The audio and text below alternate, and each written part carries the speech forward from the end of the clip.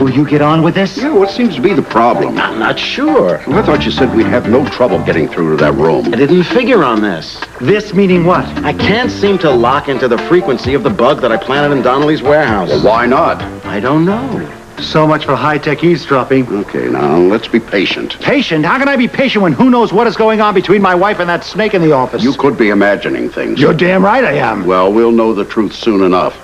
Or somebody's going to be out a fat fee. No, I'm going to get this, Mr. Quartermain. I mean, you know, this is a very interesting case, though. You don't know the half of it. No, I mean the technical problems. Yeah, well, spare us. You see, there appears to be something about Donnelly's back room that's distorting the frequency. Yeah, probably the sparks the two of them are giving off to each other. You know, I have never seen anything like it. Will you quit gabbing and get the contraption working? I've got to find out what's going on in the room. Are you absolutely certain you want to know? You bet. I can't stand not knowing. Well, you know, they say the truth hurts. This could positively maim. I'll maim Monica. Alan. I mean, if something's going on, I'm going to kill her, and then I'm going to kill him. And if I have any energy left, I'll kill myself. You are not going to kill anybody.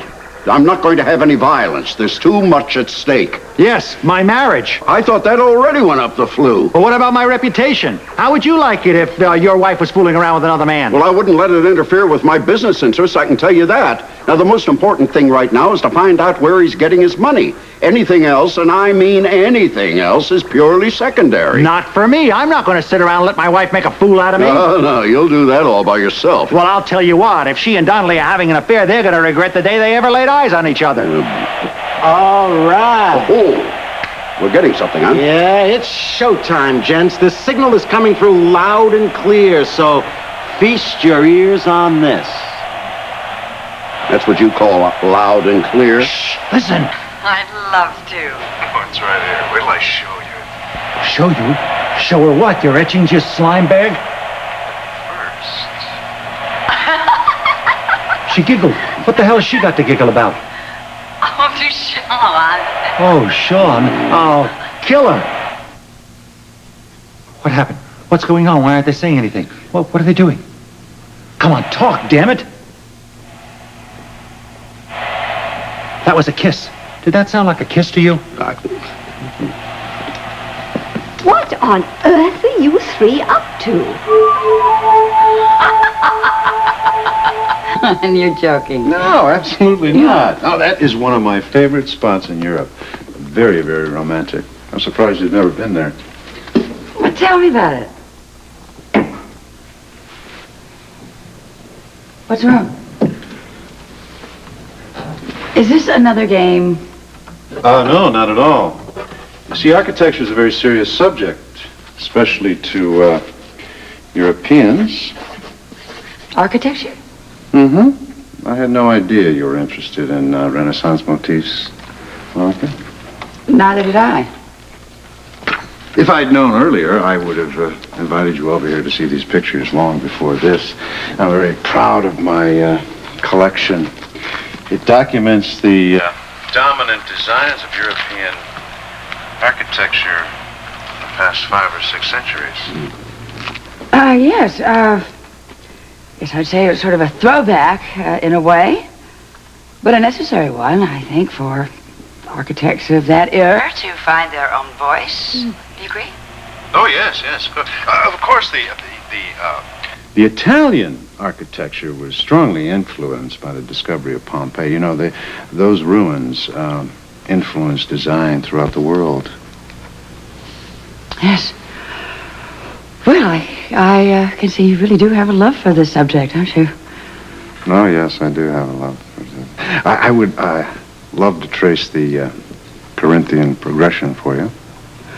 Well, thank you very much, but I really should go. Thank you so very much for this discussion. It's been so enlightening. You sure you can't stay? No, really, I can't. Honestly, I can't. And my family will probably be worried about me. So, goodbye. Sure.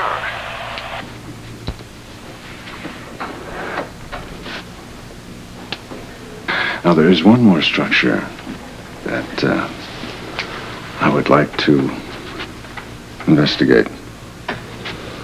I want to go over it inch by inch.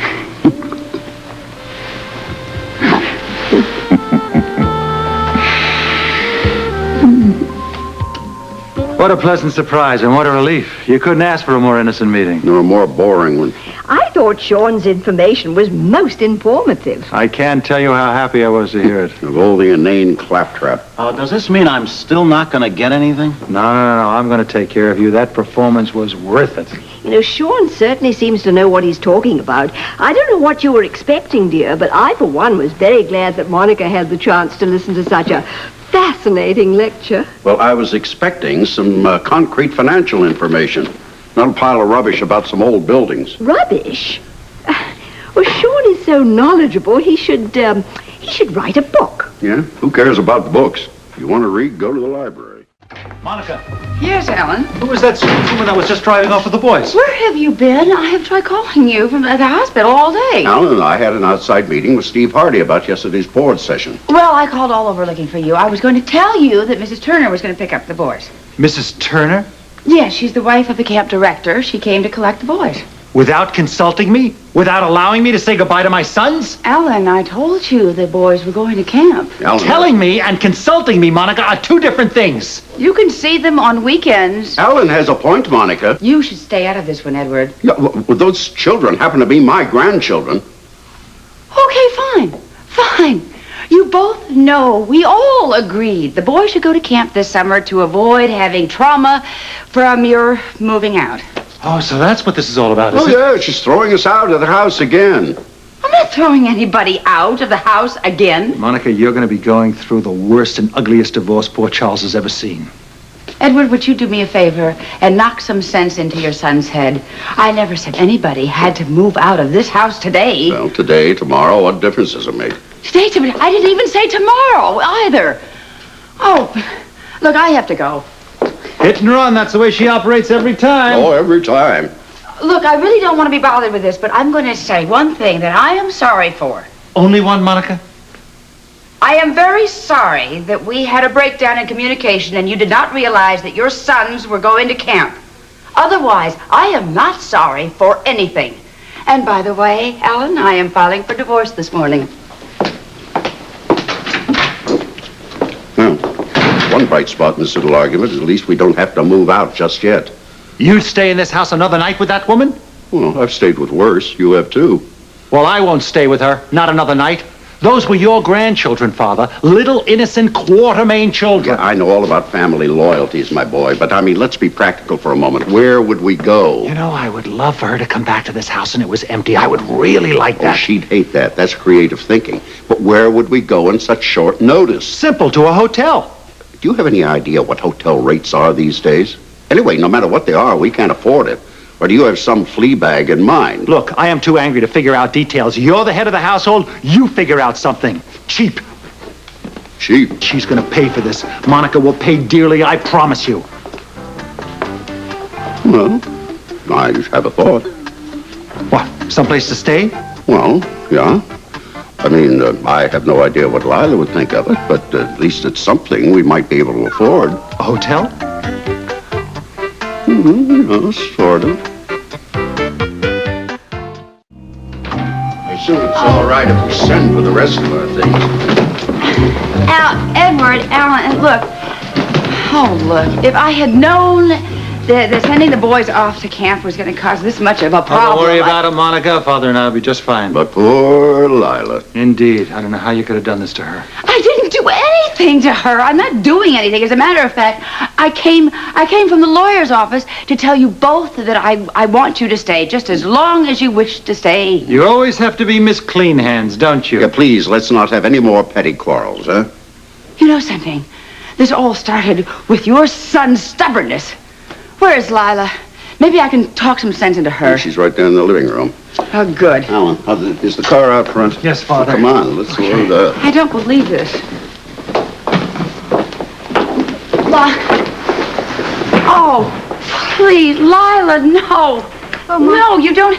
Monica, I didn't hear you come in, dear. You don't have to do this, Lila. Dear, if you'd like to keep some of the pictures, I can always come by at time to time and look at them. Lila, there has been a misunderstanding. You see, when I told Alan that the boys were going off to camp, he assumed that I was throwing everybody out of the house, and that is simply not true. Well, Edward assumed the same thing, Monica. Well, then they're both wrong.